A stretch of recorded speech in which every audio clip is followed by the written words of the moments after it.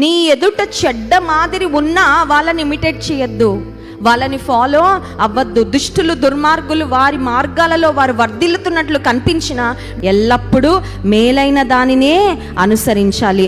రెండవదిగా చూసినట్లయితే ఎల్లప్పుడూ సంతోషంగా, ఇది చాలా కష్టం అండి. అన్ని సమయాలలో సంతోషంగా ఉండడం మనకి ఇష్టమే, కానీ మన లైఫ్లో మన క్యాలెండర్లో ఒక్కసారి సంవత్సరము లేదంటే గడిచిన నెల వెళ్ళి చూసుకుంటే మనం సంతోషంగా ఉన్న రోజులు ఒక 3-4 ఉంటాయేమో మహా అయితే.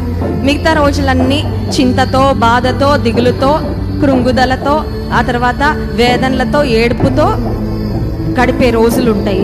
బట్ దేవుని చిత్తం ఏంటంటే ఎల్లప్పుడూ సంతోషంగా ఉండండి. ఎల్లప్పుడూ సంతోషంగా ఉండడం ఎలా పాసిబుల్ ఒక విశ్వాసి కంటే, నీ సంతోషము నీ పరిస్థితుల మీద కాకుండా, నీకు జరిగే వాటి మీద కాకుండా, నీవు కలిగిన ప్రభు మీద ఆధారపడి ఉంటే ఎల్లప్పుడూ సంతోషంగా ఉండడము సాధ్యము.